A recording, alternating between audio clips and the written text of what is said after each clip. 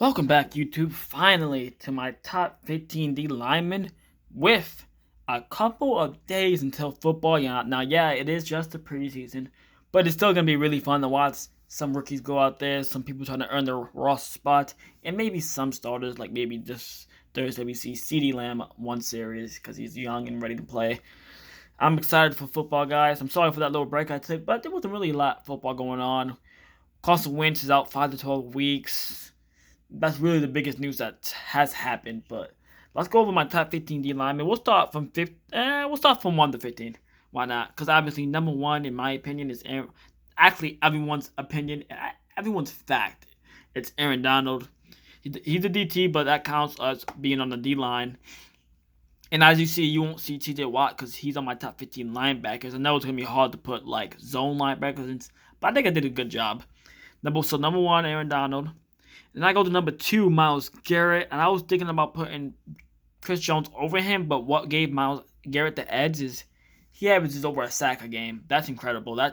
He's gonna go down as probably very close to Reggie Watt's record, Bruce Smith's record, up there high in the high 200 sacks. So I can see that he's such a beast. Number three, Chris Jones. Honestly, I think if the Chiefs don't have Chris Jones, they don't go on some of these Super Bowl runs. He is the key on that defense to stop the run, get to the quarterback, get pressure. He's an amazing defensive tackle, and I think he's the key. If he's not on that team, we look at a completely different defense on the Chiefs. So I think I put Chris Jones at 3. Let's go over 4 and 5, because 4 and 5 are brothers. 4, Joey Bosa, and 5, Nick Bosa. Reason why I gave Joey Bosa the edge is because Nick Bosa obviously did not play last season. But I think these guys round out the top 5 for top 5 D linemen. Joey Bosa, then number 5, Nick Bosa. Tremendous players. I hope Nick Bosa can stay healthy because he was very fun to watch his rookie year. Number 6, DeForest Buckner, animal. That's 3 DTs in the top 6, but he's well worthy of that top 6. He is a tremendous player. Pretty much every time I flipped on the Colts last year, he made a play. Every game, I swear, every game he made a play. He's a tremendous defensive tackle. Number 7 could be a little bit too high, but I think J.J. Watt. I think he still has a lot of great game left. If he can stay healthy, he's top 5. But I put him at 7 because I don't see him playing a full 17 game schedule. But I see him playing like 12 to 13, 14 great games. He's a tremendous player still. Number 8, another defensive tackle, Fletcher Cox. Really nothing spectacular from him, but he's a very consistent DT. I think some people are gonna end up getting passed by number 9, Daniel Hunter. The reason why he's kind of low is because tore his ACL last year, so he's coming back for a vengeance.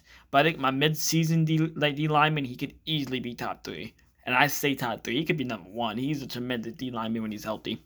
10, Chase Young. I know he's young, but what is there not to like about Chase Young? He has the high motor. Not really. He didn't have a lot of sacks, but he just has a high motor. He gets pass rush. He even gets pass deflections. He can get picks. He can run. He ran a touchdown. He's a tremendous athlete. 11, Cameron Jordan, pretty much the same with Fletcher Cox, an old veteran who was very consistent at what he does. That's why he's still up there in my top 11. Number 12, Kenny Clark, very good DT for the Packers. Very underrated too. You don't hear a lot of people say Kenny Clark, and he's very good.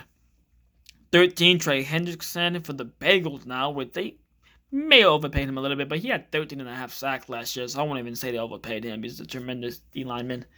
14, Quentin Williams, very solid D lineman. I think this is going to be his big breakout season, like 15 type sack breakout season, in my opinion. I can see that happening. And 15, Grady Jarrett, very consistent, very good defensive tackle for the Falcons. Well, that will be my top 15 D linemen. Be on the lookout for tomorrow. I will be posting my top 15 linebackers. That will be the end of the video, and peace.